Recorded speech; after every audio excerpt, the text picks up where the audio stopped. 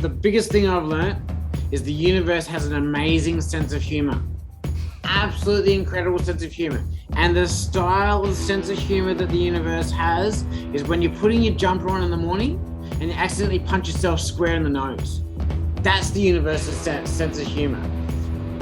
Hello and welcome to the Love Launch Podcast. I'm Joey Chandler, and this is where I talk to experts and entertainers and everyday people about what love means to them and how we can all have more of it in our lives.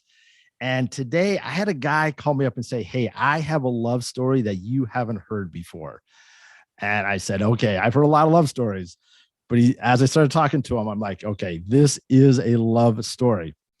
Shaun Svensdotter they've been together 19 years, married for 12, have had multiple ups and downs, bankruptcies. Almost. Almost bankruptcies. Okay. The first time we came close to that was when we lost our house 12, 13 years ago. And I managed to negotiate the 65 grand that was owing on it for 25 bucks a week 25 bucks a fortnight for the next 50 years. So, yeah. so ups and downs. And then he sends me his bio and he's like, we haven't argued more than 3 times in 19 years, which is incredible by its own right. And he says he has sex 10 to 15 hours a week.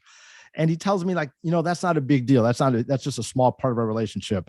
But I'm like, a man who can go through all that financial ups and downs, a man who has stayed married that long and not argued and having sex that much. I'm like, he's got to get on the show. Shaun, thank you so much for being here.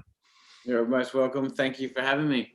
Well, thank you. And as I said, we got a lot to talk about here. We can go in all sorts of different ways, but why don't you just introduce yourself and then we'll get into the main question, which is, what does love mean to you? Well, I am a entrepreneur in progress. So I haven't had my big success yet and stuff, but I have had successes along the way. A lot of lessons and stuff amongst that. And what love means to me is to find someone to build with, right?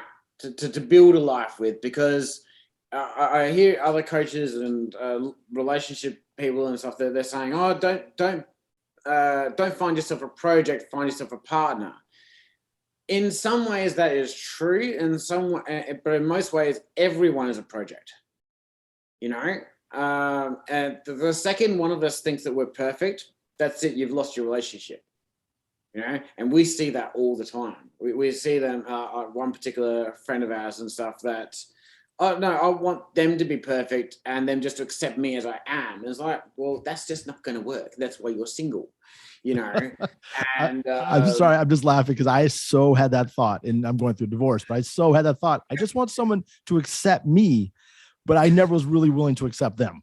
Yeah, exactly. And she barely accepts herself. So you can't accept yourself as you are, knowing that I'm not perfect. I need to learn. My wife knows that she's not perfect. She needs to learn. We're coming together from a place that when we first met, we were already at the place where we didn't actually care if we were in a relationship or not. We'd reached that place already. The dating pool out there was horrendous at the time. But now we understand, looking back, that it's kind of, the universe has a funny sense of humor and stuff, that it's kind of made it horrendous out there. But anyway, by the time we met each other, we were all ready to accept the idea that we could be single for a very long time. And we were okay with that. It was a thing of, either we meet someone for our future tonight, or we're going to be having a great party at this barbecue thing. And I was actually, where that party was my landlord's 50th birthday or something like that and stuff. So I already made the agreement that night that if she wasn't the one, then I was going to drink my rent back. And, and that way I could claim some of that investment back. But as it turned out, I had coffee all that night, and I didn't actually have one of their free drinks that were offered. And we've been together ever since. Kelly was also, funnily enough, quite clueless that when she had left to go home with her parents, and stuff because she was still living with her parents. I was looking around. This is the first girl I'd come across that I've got to find an excuse to work out when I can see her next. So I'm looking around my house, my little crappy apartment at the time. It was like $90 a week, and saw her she'd left one of her lighters behind. She lived an hour and a half on the other side of the city I was living. I was living in Adelaide, South Australia at the time. She lived on the hour and a half south of me. So I found your lighter. I want to return it tomorrow. And she's like, no, that's okay. I can get a lighter down the street when I get home tomorrow. It's like, no worries. It's like, and her 10-year-old brother at the time was like, Kelly, he likes you. And she was like, oh, really?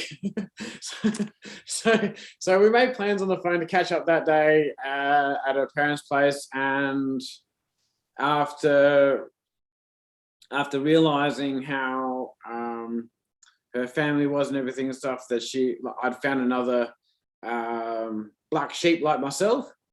And it's like, get out of here. And we got out of there, and we got told to go to a different location from the security guy that night, and my back went out. So I had to take a couple of days off work, but it was worth it. We had some fun times straight off the bat, and about 6 weeks later, we'd already been discussing it. And so I rang her up on the phone and I said, you know what? I'm not one for the drama of it all. We've already talked about a little bit as to what we would like out of a future relationship and everything. How about we just make it official and that we're engaged? And she went yes, and we've been building together ever since. Oh, that's beautiful. That's beautiful. And what was it about her? Because you said that love was about building with someone. And I think that's one of those things that is far easier to think about than to actually do. Because to build with someone means to acknowledge that you're in the process of building, yeah, and to accept them as they go through their process of building.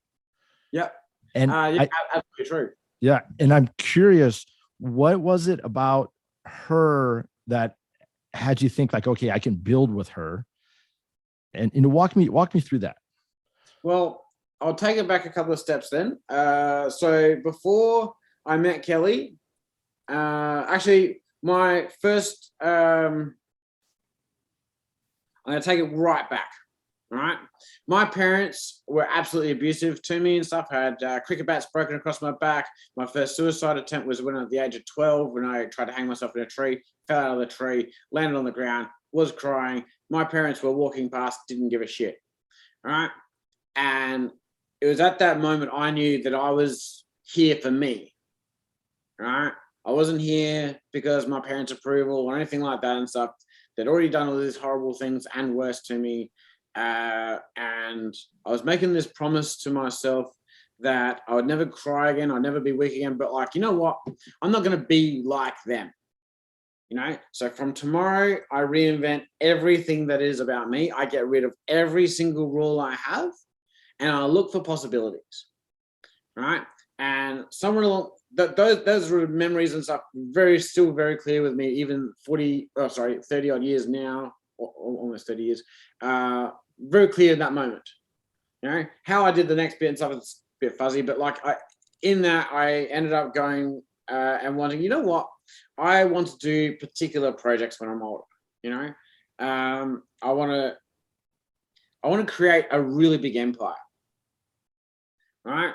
Didn't know what at that stage, just knew that I wanted to do something big because my parents were always broke. They were always arguing. They're always abusive. They're always bitchy and naggy and complaining and this and that, and all these sorts of horrible things.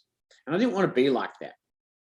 And they had these associates that they thought were friends, where they were nice and polite to their face and everything. And, and the next second they were out the door, it's like they were bitching behind their back. I didn't want any of that. I wanted a relationship with someone who understood me for me, rather than them fighting each other or taking it out on us all the time. So from that, not wanting to be like them, I had to learn, okay, how do I not be like them? And then when it came to the idea of I want to build something big. Well, if I want to build something big, then I need to make it so that I can either do it myself or I have a partner. But I made a promise to myself that I actually deserve to be cared for. I don't care what my parents have told me. I don't care what this person's told me or whatever. I felt even back then that I deserved to be cared for in some way. And the only person in my life that showed me that was my grandmother on my mum's side and my grandfather. My grandmother was the only one that knew that I needed a hug, but didn't know how to say it. But it was just there, So I wanted that type of warmth in my life. So I knew that I deserved some sort of love and care, and I wanted to build with someone and have the relationship my grandfather had with my grandmother, where he would call her honey for 10 years because they forgot what her real name is, but like they still had that love and trust that they could continue. And they've been married like 50, 60 years. And I knew that if I was to build something big, then divorce was not an option. Well, if it was, it had to be like in one of the downs or not the ups kind of thing. I don't want to lose everything just to a divorce. So that meant I had to work out exactly how do I build with someone. So I'm learning little pieces from this person and this person and this person and this person, and I ended up coming together with all the integrities and everything I hold now and hold true now, and yeah. So I was on the search. So to cut forward from there, I was on the search from my late teenage years when I had myself a car and was free to do as I pleased, moved out of home and that sort of stuff properly. But I was on the search for a particular type of person, one that didn't stop learning when they finished high school, that was still reading books, right? That didn't really find that much value in TV unless it was sci-fi. Because in sci-fi, they have all the best sci-fi that I've ever found, right? They have mismatched people that come together, they accept each other as they are, but they all grow together, right? They always save the day together, right? And they're always learning off each other, but they always build and create an amazing things. Yeah, okay, in the movies they do the extra drama things like could blow up a star or what have you, kind of thing. But like that, they build amazing things. They do the impossible together, and so I fell in love with sci-fi again, realizing that, and I'm looking for all these different aspects of, because I could pick a girl that had either this one or that one. I could build with a variety of different types of personalities as long as there was the ability to build and to grow together. And try to be mindful of not rushing each other when one's not ready for this and that sort of stuff, which is a very difficult balance to maintain. And yeah, it's very difficult to balance that idea of like you're not progressing fast enough over here, or vice versa on each side, kind of thing. And Can I ask you just on that point there, like when you're in that moment of you're progressing or they're not progressing, or you're not progressing and they're progressing, how do you remind yourself and get back grounded into who you are and what you're trying to create, so that you can continue that experience of love that clearly is there? Remember why I'm here. To remember why I'm here is always is always probably the biggest thing. Sometimes it could take a few months to snap out of it. Sometimes it could take a year. Sometimes it could take a couple of weeks. Just depends on what it was that made us slip. So I'll give the example of let's go with one of the biggest of our crashes. Well, just after I'll do two of our biggest crashes, right? So 12, 13 years ago, my wife had psychosis, did damage to herself all the way through with a kitchen knife, and she thought she was going through different dimensions, right? And that started a family war that made us lose our kids, lose our house, lose our friends, lose our family. And every court battle since, we pretty much lost. But we also worked out that none of the people that were in our social circles at those times were actually there for us, which in the long term and stuff, the cost was high, but the lesson was learnt. All right. And what led to her going down to her poor health at the time was most of the people in our circle were not letting her be herself, or were not letting her feel like her being, like she could be herself. You know, to see her now, amazing, shining light, beacon of hope, you know, pregnant with our fourth kid at 43, and at the best health of our lives. We quit. She quit smoking ahead of me by a year, and I managed to quit smoking almost 5 months ago. Yeah, 5 months ago next week, and yeah, and so there's a big contrast. But for her to be in health the way she is, and to maintain that health and to grow that health, she has to be more and more of who she is and who she's choosing to be. You know, and knowing that I'm going to be in a relationship with her most likely for the rest of either one of our lives, you know, she's going to change the type of person she is several times in our lifetime. You know, there's a story where this guy that was describing his 80-year-old marriage with someone and stuff. That my wife, there's 7 different people in the time that we were married, and I've loved every single one of them.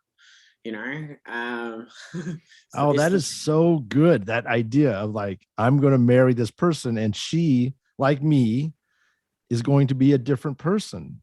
Yeah. Like, that's a very interesting idea.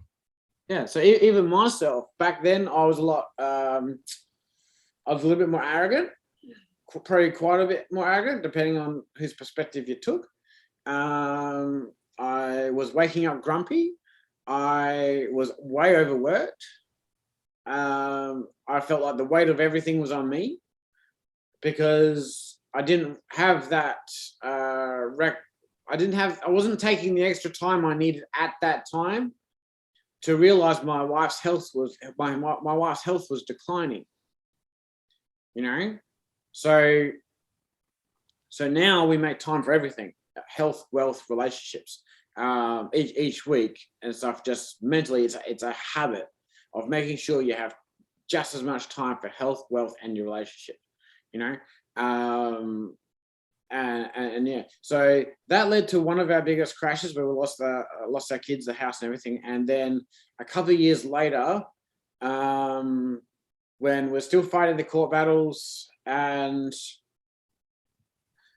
we'd actually built a successful business amongst all that, right? We built it up to about 100 grand a year for about a year and a half, had 17 workers, 5-6 cars, had 3,000 clients, doing gardening, paving, cleaning, retaining walls, just stuff anyone could do. But it was stuff that was flexible enough that we could move it around court problems and that sort of stuff. And then my parents tried to hire someone to kill me. That failed. The guy got killed the next day in a motorbike accident or something.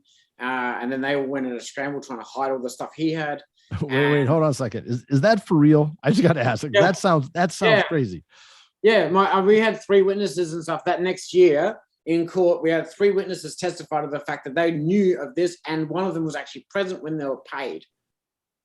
So, and that was all signed off of, and we still lost our cases, and we still haven't got our kids back. Right? Yeah, absolutely crazy stuff. But the idea there that the court system isn't there for us, it's there for them. You know, that keeping 3 kids in the system means they get extra funding, you know, because there's nothing against us. We have no charges, no criminal activity, nothing. It was just because the family war that started when Kelly got sick, they all started attacking each other, right? And you can't fight that. You're fighting an entire government agency and 2 family lines of over 150 family members each, with us stuck in the middle, you know, them fighting over who gets to take over our kids. You know, and yeah, so because they failed in the attempt to get rid of me altogether, that seemed to have triggered some other thing in the background. And then my dad killed himself, And my grandfather died the following week and stuff as the family fought over his assets. And I was like, oh my God. There's just so much drama. You know, we should have cut them off 19 years ago. When me and Kelly met, my family was already cut off from creating a family war when my grandparents won cross lotto. You know, they won like 875 grand or 975 grand or something like that. And they just started fighting amongst each other. So for the next 3 years at that point, I'd run around fixing all these relationships and friendships within the brothers and sisters of my aunties and uncles. And then they started again with this stuff happens with me and Kelly. And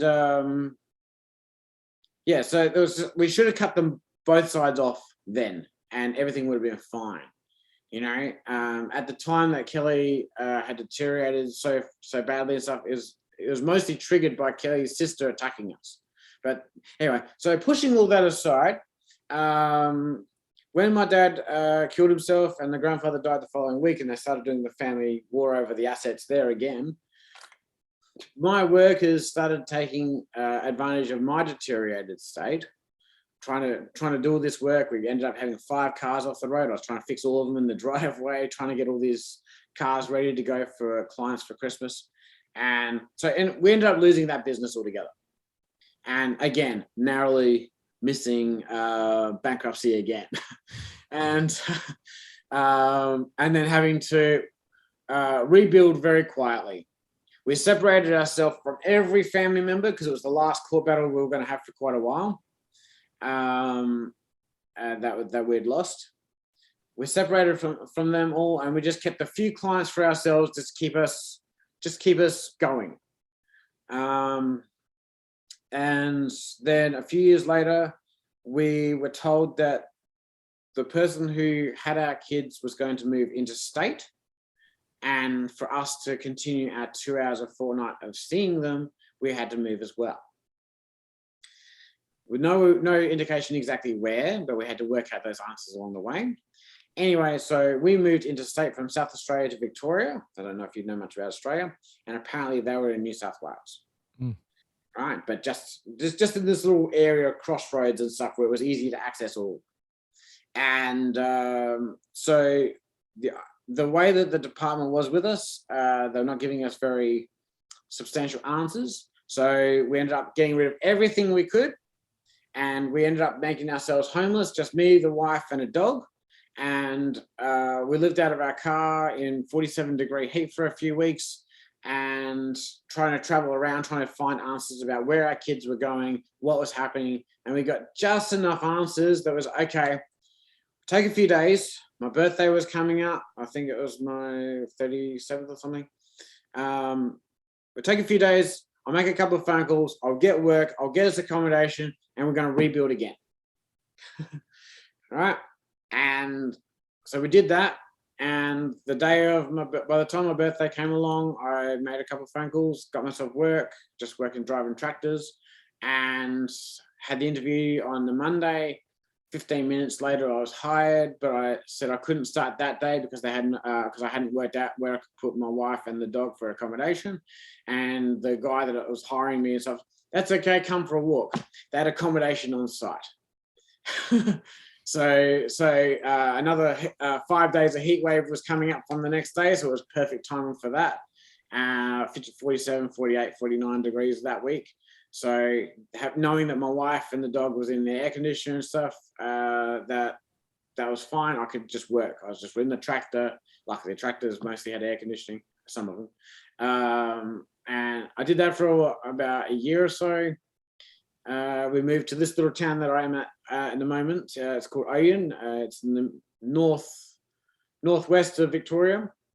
And yeah, got some work down the supermarket down here, and we thought we'd start a new shop, you know, and 3 months into that, and I found that Kelly didn't even want to get up and open the shop when I couldn't. And it's like, well, that, and we found out that some people across the road were talking people out of coming into our shop. Okay, that's it, closing it. 6 years of planning for this type of business and stuff down the drain, close the shop after 3 months, let's start again, you know. And yeah, it's always this progressive thing of of building together and understanding, okay, this is not going to work. We have to start again. Yeah. So, and where are you now? Because I'm thinking the people listening to this are like, oh my gosh, like, are you okay? Are the kids okay? Or, is Kelly okay? The kids will be fine. Our kids will see us again and stuff after they turn 18. One of them actually turns 18 this year. So we're building in that regard. We're trying to build a home for them to come home to. All right, it's one of our first main priorities, and we almost did that last year. We had a 1 to 11 subdivision that we secured at the end of 2020 during the height of the pandemic crap, and we secured that. I negotiated that for 1% deposit, $3,000 deposit, fully financed the rest, and we were supposed to have 4 pre-sales and then do the civil works. And by Christmas last year, we were supposed to be celebrating with about 500 grand. And the promises our business partner made, none of them came true. $10 million loan was a scam, $2 million convertible note, didn't have an investor for, all this sort of stuff just didn't pan out. And we ended up having that property sold out from under us. And there's, so at the moment we're rebuilding again. Right, we've got a beta test for a particular program happening either this weekend or next weekend in just small level coaching, putting goal setting together to get their health, wealth, and relationships up. And so that's growing as well. I've got a few other things that have got slow burns going. So all this year has been focused on slow burn stuff. Right, building YouTube channel, building ebooks supply for Amazon, and just a few other things, just to get our grounding back, so that one way or another, this is the bloody year. And I'm curious, what do you suppose all of your, let's just say, the journey you've been on, the ups and downs of that journey, what do you suppose that has taught you that maybe someone who has experienced a more stable journey, or even a few less ups and downs, maybe have not learned? And like, who are the people that you really can help? Well, actually, I'm about to get to that. Actually, I've learned, the biggest thing I've learned is the universe has an amazing sense of humor. Absolutely incredible sense of humor. And the style of sense of humor that the universe has is when you're putting your jumper on in the morning and you accidentally punch yourself square in the nose. That's the universe's sense of humor, right? So what's happened is that the universe has recognized, okay, he wants to build some big thing, right? This big legacy thing, which I'll reveal one other day, right? He wants to build this great big thing, but he doesn't know where his money goes at the moment. So until he works out budgeting, he's not getting extra, right? Until he works out exactly how to be resourceful with what he's got, he's not getting extra. Because I'm not going to trust him with $1 billion until he knows where $1,000 goes. Got me? He's not going to have a car unless he gets his license first. Same type of thing, right? So if when my kids were 5 years old, doesn't matter how much they beg me, right? Because to the rest of the universe and stuff, that's what we are. We're 5-year-olds, right? Until we learn our things. Doesn't matter how much they beg me, I'm not giving that child a Lamborghini. I'm not getting them a car at all. I'm not even giving them the key to hold at 5. At 10, I might let them hold the keys. Doesn't mean I'm putting them in the ignition. Same type of thing. So the universe has gone, okay, he wants this great big thing. Until he knows where $1,000 goes, he's not getting $1 billion. He wants this great big beautiful relationship to build with someone. Let's see what he is when he has a taste of it, and then everything is taken away and that's all you have.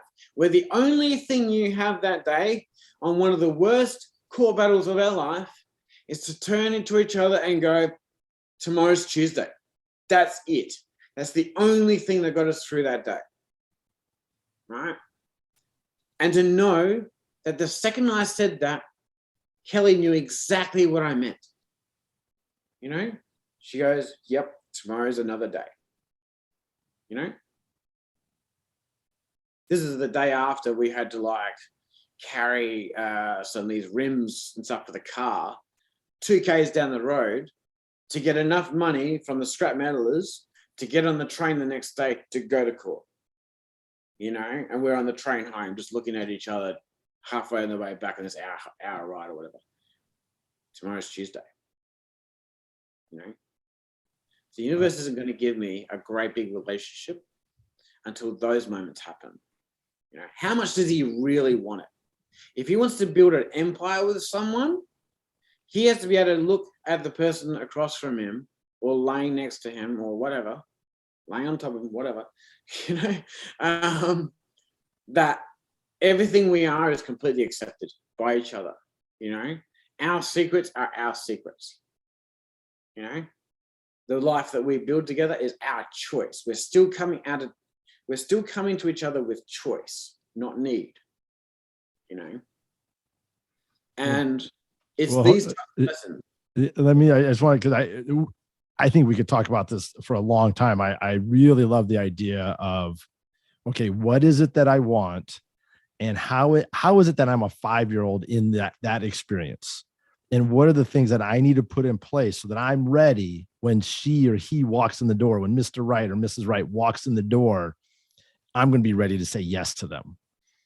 Learn. You know, like that as a conversation is a really interesting, because I think a lot of us are like, I deserve Mr. Right already. And we don't take the time to, or the Mrs. Right. Yeah. And we don't take the time to really be like, no, wait. If they say yes to you, and I actually had this happen to me earlier this year, like someone amazing was like, hey, I'd like to go out with you. And I realized I wasn't ready. And that's on me. That had nothing to do with her. She actually really got me thinking in a whole new way. But I realized that was on me, that I had to go out and get ready for something amazing. And that would apply to relationship. Yeah. So what was the question? So what question did after what the question you would have had to ask yourself in that moment? What is it about me that says I'm not ready for that? You know? Well, I think the question would be is like, why haven't I done the things I know to do? Yeah. You know, like what are the things that I need to take care of? Yeah. And that's where regrets come in, right? That's where regrets start to come in. It's like, damn it, I had like 6 months last year where I could have easily learned what I needed to learn to feel like I could own that moment. You know, if you can't, so part of that answer is that I've chosen some crappy jobs along the way to be able to win, lose, and to keep the income coming in regardless of those wins and losses. Those jobs that I've chosen to build these things finish when I clock off. All right. We have no TV here, no couches, no TV. We got rid of them years, like over a decade ago. There's nothing on it anyway. All right. But that time that we could have been used watching TV, we've used watching like Tom Billy, Impact Theory, Health Theory, Dr. Gundry, Dr. Gray. You know, I've got like, I moved these to the side so the desk appeared neater, but like, you know, I got all these books that I'm taking notes from and stuff to do the next project that I'm working on at the moment, to actually put the program together, which we're about to beta test, so that we can build the next big thing. But yeah, the universe has a great sense of humor. It's if you haven't learnt your lesson, it's going to punch you in the nose. What else? What was a thing? Like, well, here my first heart attack was at 26, 27. You know, my cholesterol level had hit 9.7. You know, and the doctor's like, well, why haven't you been in here before? And I was like, well, I don't know. You know, but then when I cut out Coke, cut out iced coffee, cut out all sugar, cut out all preservatives, cut out all packaged and processed foods, get my health back on track, cut out all sugar out of my coffee, no milk in my coffee. All right. The only things in there is coffee and water. That's it. You know, and I've almost given up on coffee. It's now progressed to pretty much chamomile tea, which I never thought I'd drink because of the associations I had with tea and my mother. But all these things and stuff have led to me being able to quit smoking like that. It's all progress. And looking back now, I can see, okay, no wonder that happened. You know, no wonder that happened over there. All right. Like I was one of those people that I'm going to build this massive thing, and I was going to give and give and give, and I was going to give to this person and this to this person and this person. The universe turns around and says, actually, no, you need to cut all those people out. They need their own lessons to learn.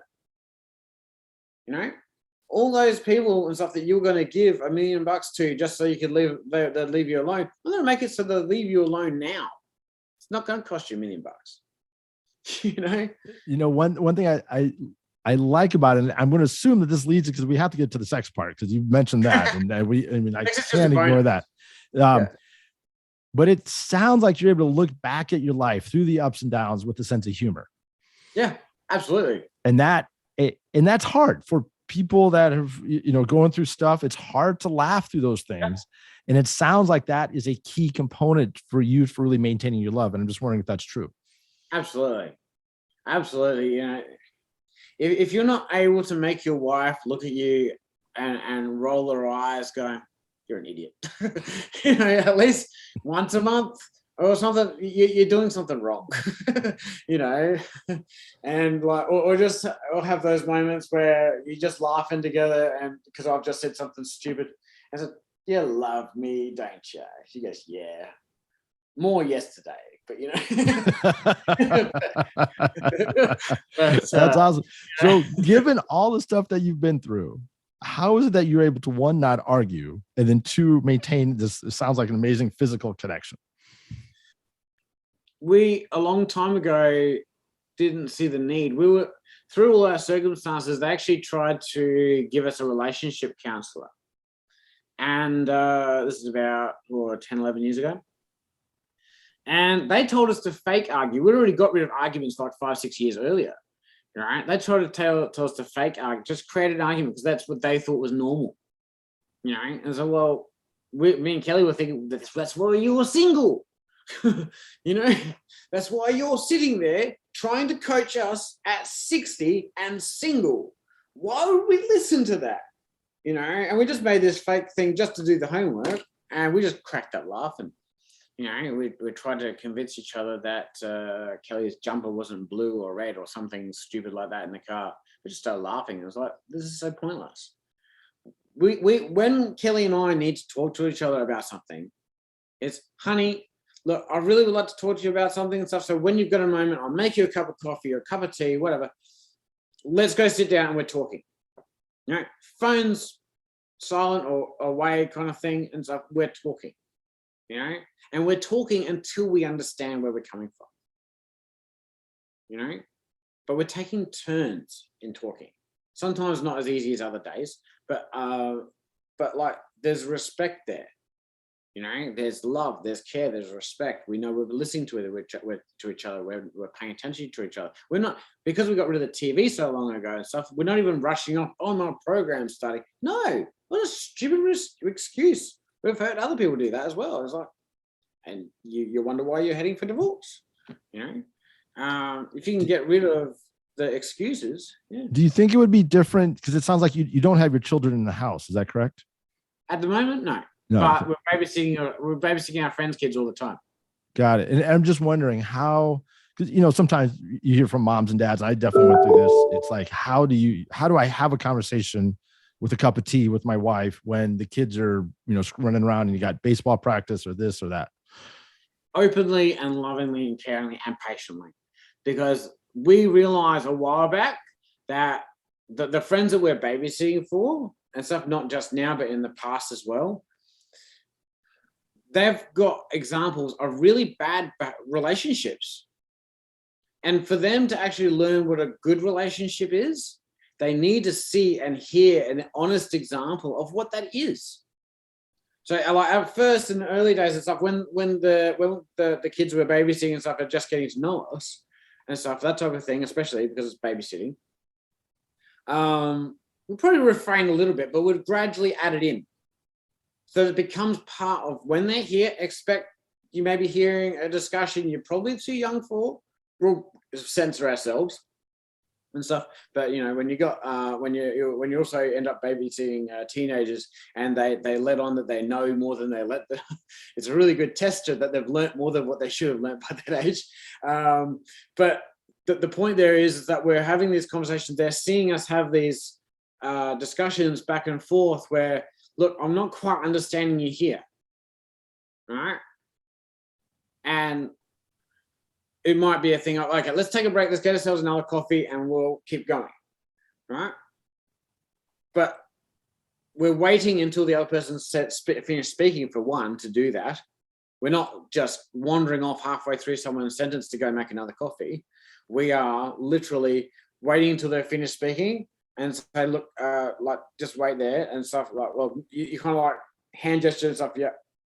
You start off with a hand gesture like this, open and upwards first, to kind of let them know that, like, keep going, but like, I would like to say something shortly, right? And not like that.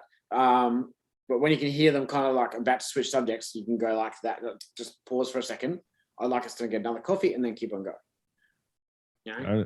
Sometimes pausing for that moment is enough for us to both take a couple of deep breaths and then continue. We haven't had an escalation. Honey, the argument was what, 18 years ago now? The one that we do remember? Yeah. And that was up to 23 hours worth of driving and 1 hour worth of sleep. Interesting. That yeah, there's so much. The part that I heard you say is that you both have this idea that you want to create a relationship that is worthy of being an example for other people. Yes. Or even if it's just better than what they currently get exposed to, we're happy with that. Right. You know, because there are so many relationships out there that it starts as a discussion, turns into an argument because one person's not getting it, you know, and then it starts an all-out fight, and none of that's healthy, you know. Whereas if you're able to maintain the patience to sit there for 3, 4, 5, 6 hours sometimes, knowing that, you know, and we have a whiteboard out the back, so that if we really struggle to communicate on something, we can use a visual diagram. If we need charades. Yeah, exactly. We can do charades. We can draw a picture. And sometimes, like, and it works for both of us. You know, if I'm not understanding where Kelly's coming from, or if she's not understanding where I'm coming from, we can use the whiteboard as an extra thing. There are 5 different love languages and stuff as far as main categories go. I'm fluent in pretty much all 5, but she's only fluent in a couple. You know, and that has created the need for the extended discussions, but never to turn into an argument. But that's where it kind of leads into being able to have the healthy sex life, right? It's because the respect is there, the love is there, the caring is there. And seriously, girls thinking is amazing, especially when it comes to the bedroom, more than guys would ever have us believe. Like, anyone would have us believe usually, right?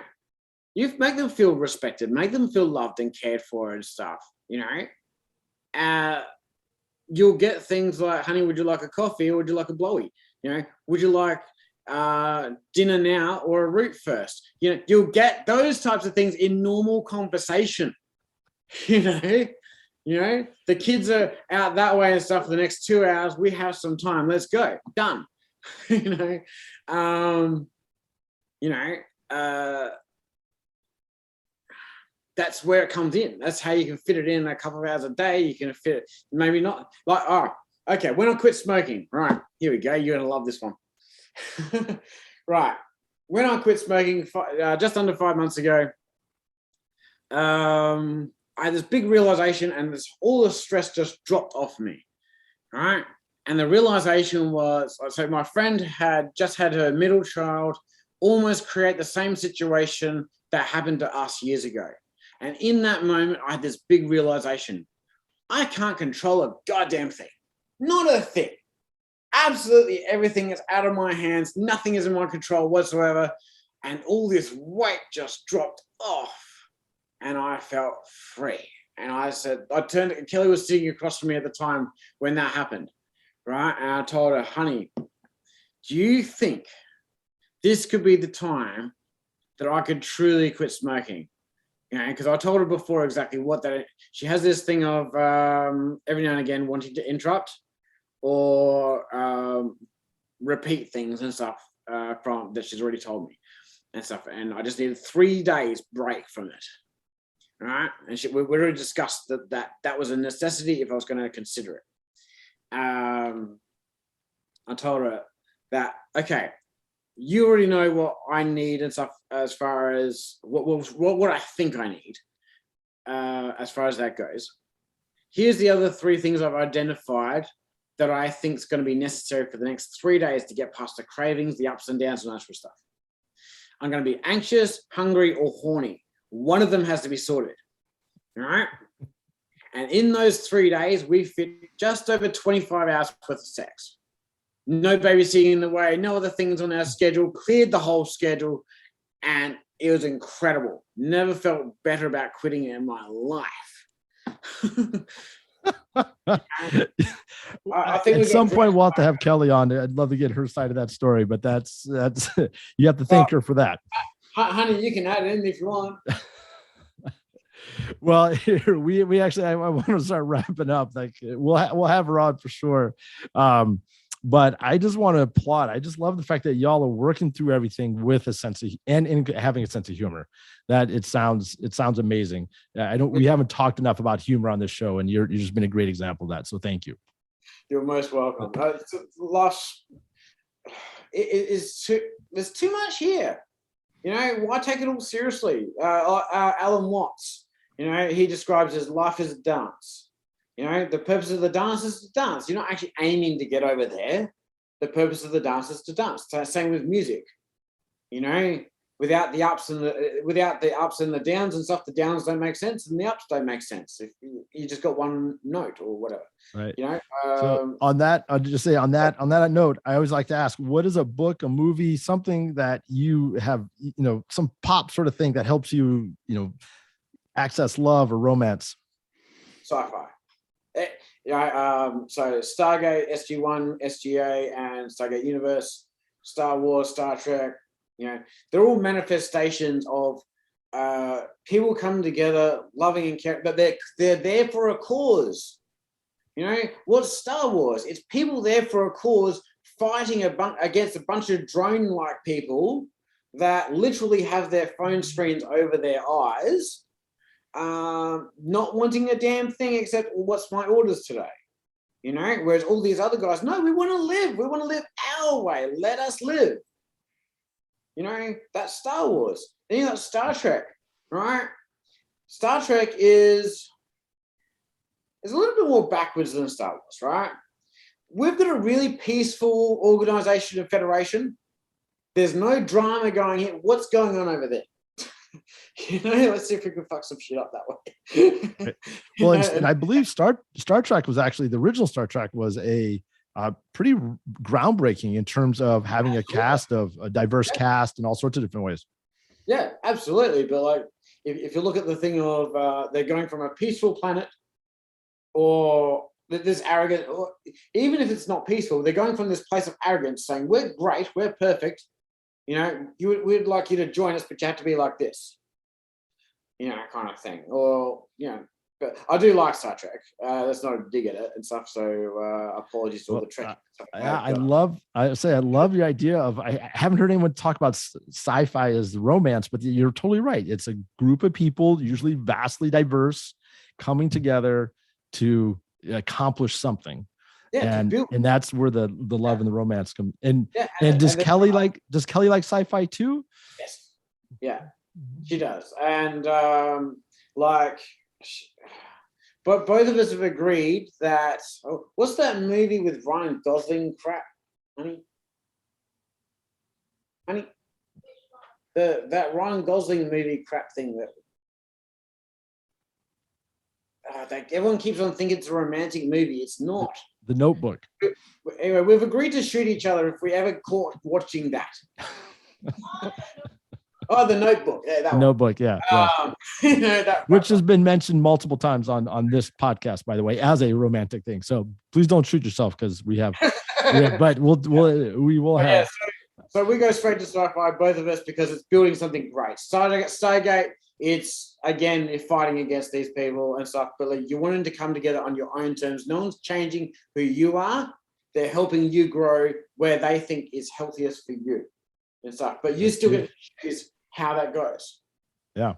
And you know? who is someone that you would love to have this conversation with in terms of like what love means to them? Who is someone you would love to hear that from? Well, I would honestly, I would love that. I would love it if my parents could actually understand this conversation. Because if my parents could have understood this conversation, I wouldn't have had to go through the abuses and everything and stuff that I had to go through to learn what I had to learn. I could have learned it much nicer ways. You know, that would have been nice. And is your mom still alive? My mom's still alive, but she was the one that told Dad to beat me up with a cricket bat and all that sort of stuff when I was a kid. So, and then when I found out that she conspired with her mother-in-law to pay that dickhead and all that sort of stuff, I did try to reach out 3 years after the fact, and I said, look, I told Kelly and stuff, I don't really know whether this is the right thing. I'm just getting the impulse to do it now. This is about 10 or 9 years ago. I'm going to reach out and I'm going to ask her if she would like to start over, start fresh, start from scratch. Everything in the past. However, if she wants to move forward, we're going to have the discussion that we need to have next week at the exact same time. All right. And it was like a Friday at 7 p.m. or something like that. Anyway, she goes, oh, I didn't expect to like hear from you and stuff, but okay. Anyway, so okay, Mum, I'll call you next week. So at that time I was still smoking, and so I like chain smoke about 10 smokes in 2 minutes or something before the call, ringing her up, nervous as all hell. But just before that moment where it was about to connect, I took that deep breath, and you know what? Let go. Whatever it is, it is. And my mum answered the phone, and she said, "Oh, I didn't actually think you would call back and stuff when you said you would." And I said, "Oh, okay, fair enough. But have you given it some thought?" And she said, "I have, especially in this last couple of days as we got closer to this." I said, "Well, what do you think?" She goes, "No, thank you." All right, no worries. See you, Mum, and hang up the phone. All right. I haven't spoken to her since, and that was after Dad's funeral and everything else. So, yeah, but I haven't spoken to her since. But when she answered the phone and said that she didn't actually think I would make the call when I said I would, was all the proof I needed that it was never going to work. I didn't actually need the rest of her answer, right? The proof was in that first sentence of, I didn't think you were going to call when you said you would. So, well, at that stage, I was alive for already 30 years. And every single time that I've made a plan, a promise, a pledge, or anything like that, I have turned up exactly as I would show up, or as I said I would show up, or better. You know, if like my grandmother, before she passed away last year, she's got 150, somewhere between 150, 160 other family members of extended family over there. And I got message through my sister saying that my last grandmother was deteriorating, that she had only a couple of days left, but to be warned that the medications and everything and stuff that she was on, that made her go in and out of coherence on a dime. So okay, no, thank you, and that. So I'm not one to wait when I hear that type of information, because I don't know how long it took to get the information to my sister, that type of thing, and plus I'd do it anyway. Rang the nursing home, couldn't get through. Rang the nursing home at one of the desks. I rang again and stuff, gave me the number to one of the mobiles that was in the room with my nan at the time. Happened to be my uncle, my nan's eldest son, right? I think he was about 59 or 60, somewhere in there, or 65. And the conversation picked up halfway through someone talking and stuff, so it's saying that, no, Mum, it's right, it's Michael, right? Anyway, they put me on speakerphone, and Michael's trying to explain to me that that she's just been drugged up. She's in and out of coherence and stuff. And I said, that's okay. I just want to say a couple of words to my nan, regardless of whether she can understand me or not. My nan sits up out of her chair apparently and goes, "Is that Shaun and Kelly?" You know, is that Shaun and Kelly? Couldn't remember her own son, but she remembers me. Right? Is that Shaun and Kelly? Tell them I've always appreciated that every single one of my birthdays, every single event that was dear to me and stuff, you guys showed up for every single time. And most of the time you brought something for us to eat or enjoy or something like that. You never came to my place with your hands open. You came with your hands full, your hearts full. All this stuff, she just started spilling, from across the room. And but she couldn't remember who her eldest son was,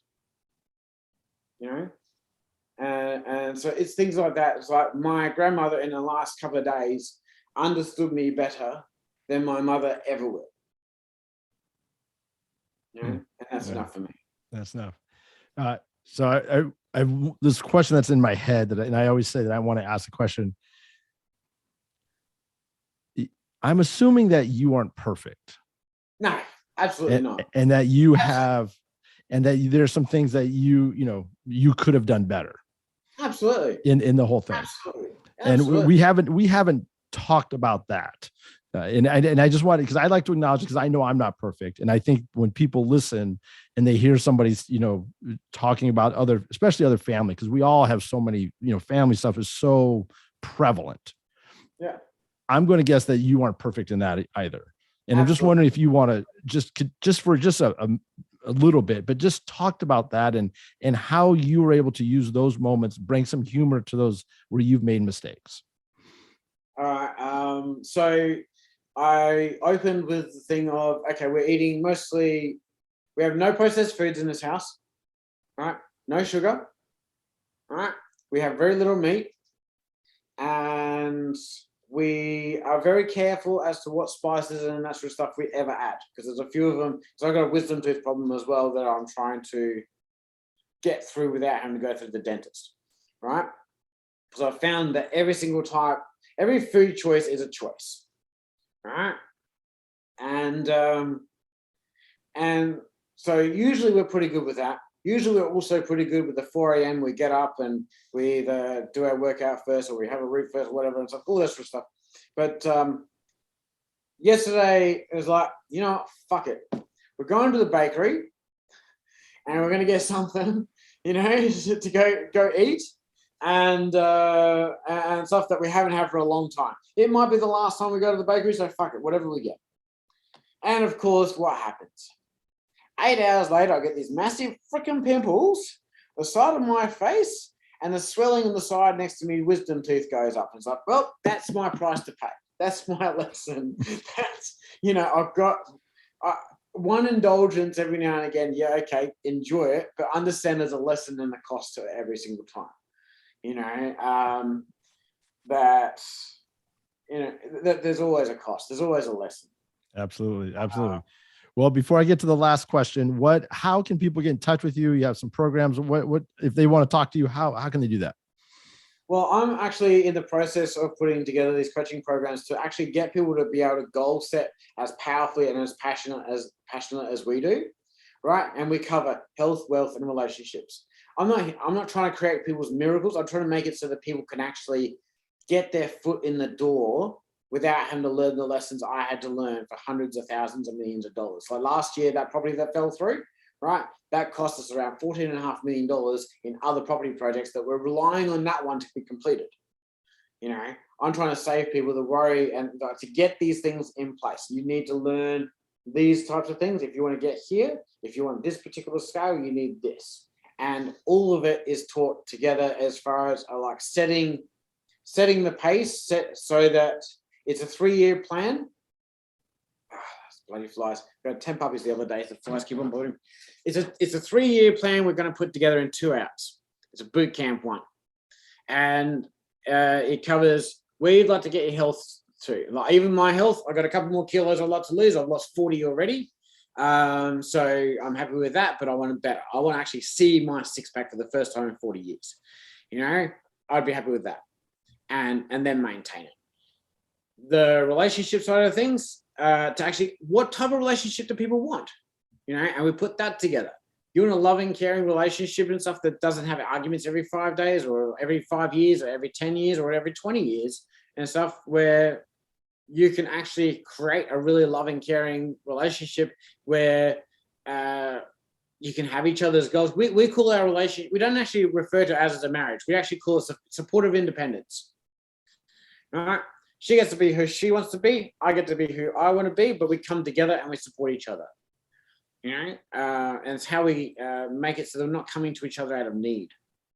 So we put that together as far as plotting out how to build that type of relationship, or at least build oneself to be worthy of such a relationship or wanting to build that relationship. We put all that sort of stuff into a plan. You know, I'm not going to be the person that puts the plan in place. So I'm just going to help give some guides as to this stuff works. If you want the great relationship, you want the great health, and you know, and so close to the millions of dollars, fine, we can put that in together. You know, but if you want the millions of dollars and you're doing something wrong, you're going to lose it. You have to be ready. And how can people get in touch with you to get that? So to do that, I'll have my Linktree link on this podcast. It's just my name, Shaun Svensdotter, Linktree. I think that's how it's described. And they can also contact me on Facebook and on Patreon. We've got a channel there that we've been setting up called "How Can We? Health, Wealth, and Relationships Over Coffee," and I'll have that link with you as well. Okay, great. And I'll have all that in the show notes, of course. Well, Shaun, I want to thank you so much for taking the time for this and telling this kind of amazing story. If you haven't written a movie about it yet, I would at least start writing it down, because it sounds like there's something there. And I've been halfway through writing the book, so thank you. I forgot to mention that, but that'll be later. There you go. And what I'd like to end with is, what are you taking away from this conversation? Talking about what love means to you. What are you taking away from this? That I can help different people, and that doesn't always mean that I don't actually have to be creating something all the time to be helping people. I can just share a bit of my story, and hopefully that will help some people. That would be my takeaway. Awesome. I love that. The couple things that was there is the humor. That idea of the humor, you know, the universe telling you, giving you some laughter about what it is, and then think about really, like, if I want this, how is it that I'm being the 5-year-old right now? What is it that I need to do to go from wanting to drive to getting my driver's license and being ready for that? Yeah. I think that's a great metaphor for a lot of different things. So thank you for that. You're very welcome. So for everyone, what I encourage you to do, please think about, what does love mean to you, and how can you help yourself, and how can you help others experience more of that? I say, if we do that, I think we'll just make the world a better place. I want to thank you for listening to the Love Launch podcast. We'll see you next time. And go out and have some fun. I'll talk to everybody later. Bye.